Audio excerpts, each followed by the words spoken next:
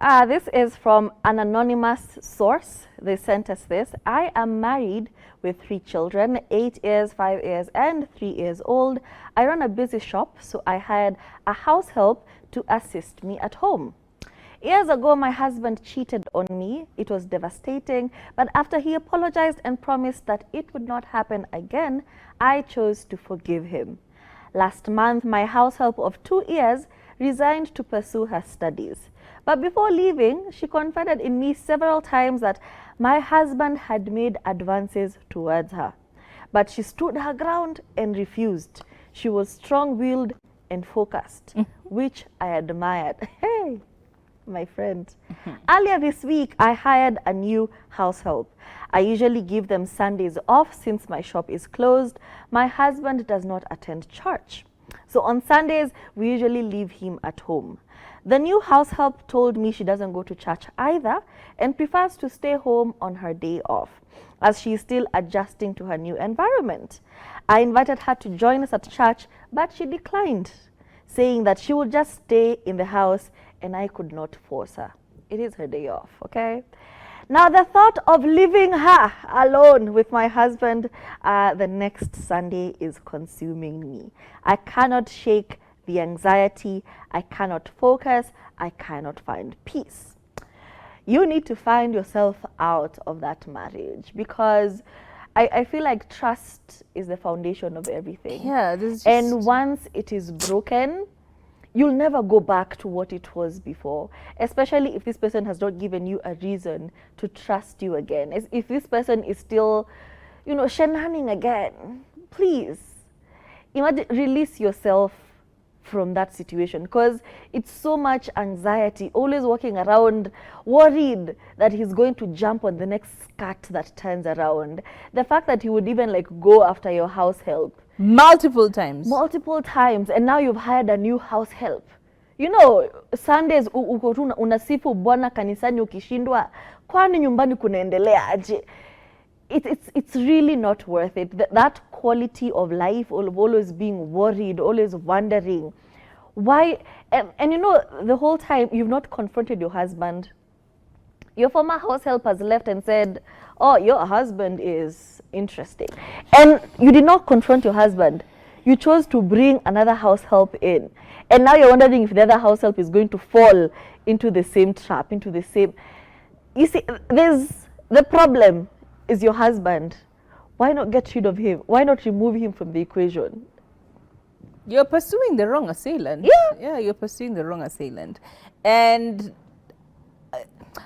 some time ago, I remember when I was a lot younger, an acquaintance I knew told me she left her marriage.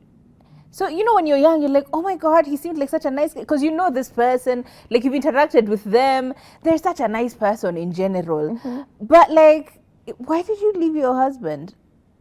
It's like, no, it was time. So, me, I lingered, right? But then they got back together. Okay? By this point, I was a lot older. This person was helping us find jobs, right?